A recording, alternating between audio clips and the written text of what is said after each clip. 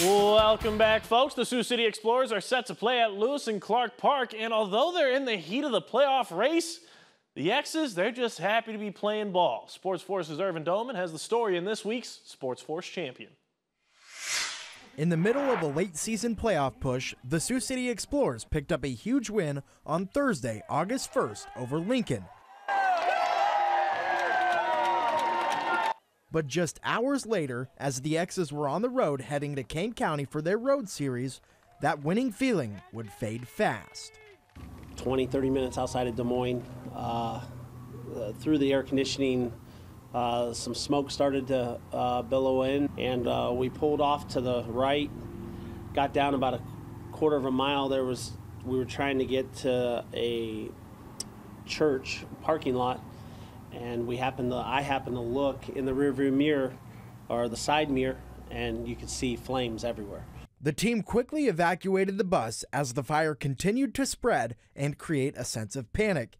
X's field manager Steve Montgomery said within a minute and a half of exiting the bus, half of the seating area on the bus was engulfed by flames. And just hours after the players escaped the scary situation, while losing many personal items, they had to quickly shift their focus back to the Diamond as they were scheduled to take on Kane County that night. Obviously, when the incident happened, it's the safety. Friday, we had a game to play.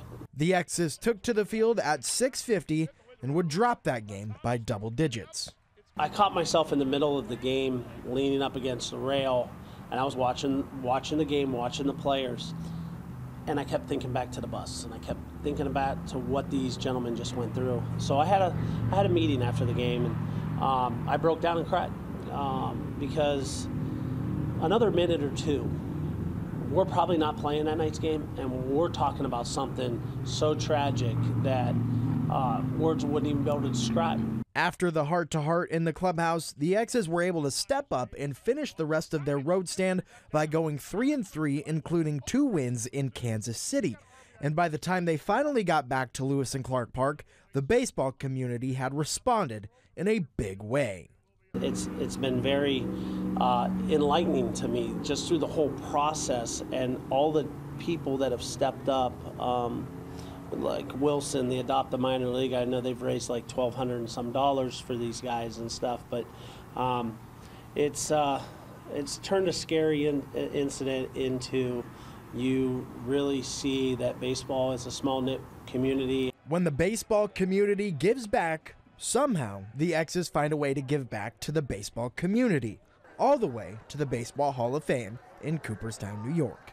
Oh my goodness. So we go from the bus fire to being exhausted in Kane County on Friday, and then Saturday is when I got the email, and arguably the greatest email of my life.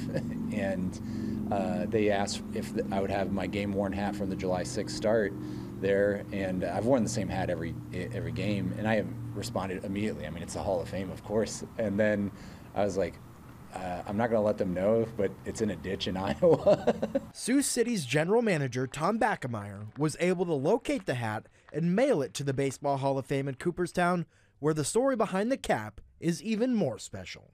When the X's were finally able to step back on the Diamond in Sioux City, they were able to pay tribute to all first responders, like the ones who were there to help the X's at 3 a.m. Friday, August 2nd. You don't realize what these people do until you need them.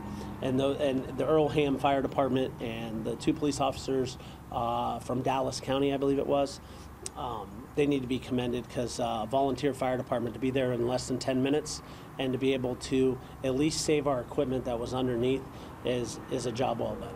Sioux City has been able to persevere through the scary situation and still have playoff hopes with 20 games remaining in the regular season. Irvin Doman, KTIV Sportsfource.